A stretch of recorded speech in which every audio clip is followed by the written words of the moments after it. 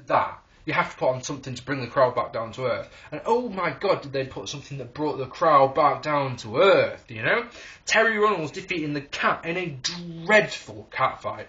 This was a complete dud. This was the closest we got to a one-on-one. And the reason I say that it wasn't a one-on-one is that both women had someone with them.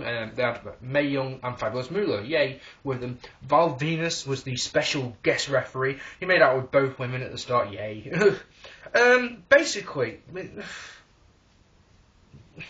the only thing of note that I could actually, if I close my eyes, the only thing I remember is Mae Young tried to get her tits out again. I started having the worst flashbacks. So, I didn't write anything else down. So I can't even tell you how Terri Runnels won. Basically, the rules of the cat fight was that you had to get your opponent out of the ring. So you didn't have to go over the top rope. You could go under, you could throw them under the bottom rope if you liked. Excuse me. Such a bad one. Yeah, I had the worst flashbacks. Remember Royal Rumble 2000? I just went, I had like acid flashbacks. I was like, geez, bloody hell. Something bad just went on in my head, sort of deal. I was like, oh, I never want to see that again. Anyway, next, Too Cool and Chyna defeated Eddie Guerrero, Perry Saturn, and Dean Malenko in an okay match. This match I watched with the sound off. You want to know why? Because Eddie Guerrero was my favourite wrestler.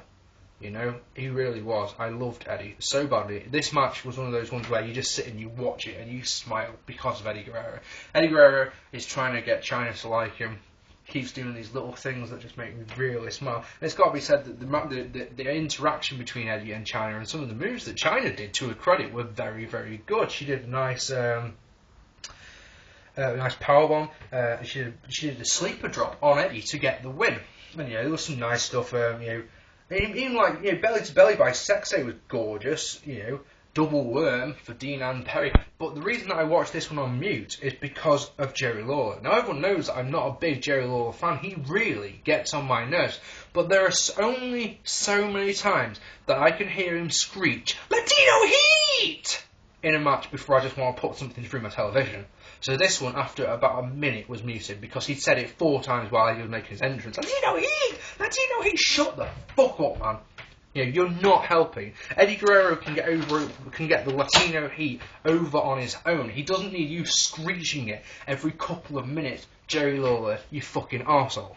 Yes. Next, back up to the good standards, eh? In a 2 falls triple threat match, that's fun saying, isn't it? Chris Benoit won the Intercontinental Championship, and Chris Jericho won the European Championship, both from Kurt Angle. This was a 4-star match for definite. You could have given it 5, but the impression that I got from this match is that, right, this is the impression, right, I got, you just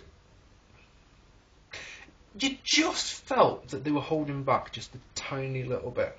That's the impression I got. Having seen what all 3 of them have done since then, I believe that they could have bettered this. I really do. Anyway, let's go through with some of the greatness that happened in this one. So we've got a nice drop kick by Jericho, followed by springboard drop kick to the outside. That's nice.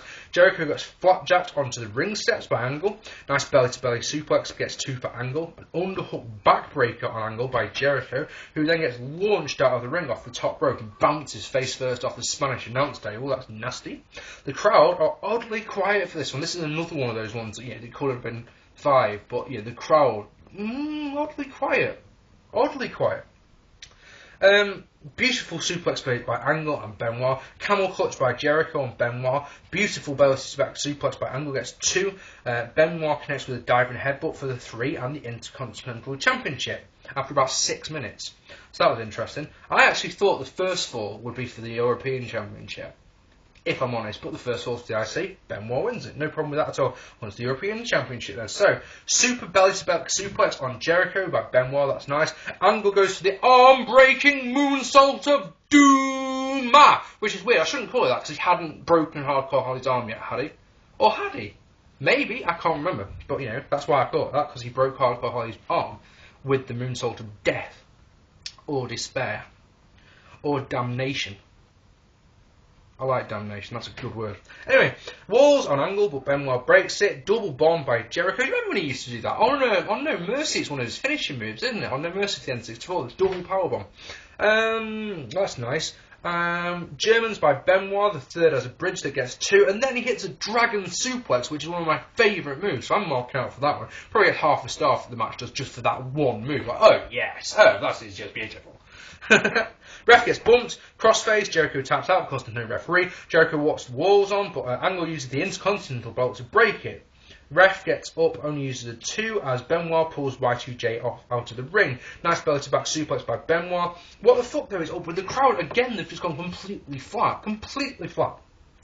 Lionsault gets the 3 and the European title for Jericho. Angle didn't get pinned, but he lost both belts. Match probably would have been up there with 5 stars. Seriously, I felt that the crowd would have given them half a star because they just didn't care. It was really strange watching a Mac Classic. This was a classic wrestling match, but they just didn't seem interested. And like I say, I just felt that they were just lacking. They were just holding back just a tiny little bit. Just a little bit. Just a tiny little bit.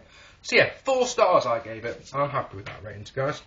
Maybe the ladder match burnt the crowd out. That's the only thing I can think of. Or maybe it's the thought that Mae Young almost got her tits out again. Or her puppies. Can you call them puppies? Oh, fuck it. I don't even want to think about it. Kane and Rikishi defeated Road Dogg and X-Pac in another poor match, has to be said.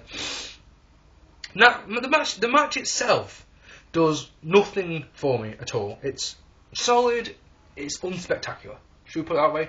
If you want to give it 2 stars, go for it. I give it a 1.5 stars.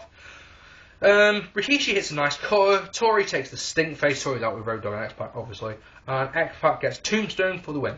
Too Cool come out. They do the dancing with a big chicken, and you sat there thinking to yourself, the big chicken. It's Pete Rose, isn't it? It's got to be. There's Kane. We've been hearing about Pete Rose from Jericho all night. But it's not, because Pete Rose actually comes out and starts... Kane attacks the chicken, thinking it's Pete Rose, as you would. But then Pete Rose comes out with a baseball bat and gets tombstoned. I didn't see that one coming. He didn't appear at WrestleMania 17, and I like that. A word on Pete Rose, if I may. He being in the WWE Hall of Fame is a fucking joke, and one of the reasons, there's a lot, but one of the reasons why the Hall of Fame will never be ever taken as seriously as it could be. And the fact that Bruno Sammartino's not in it.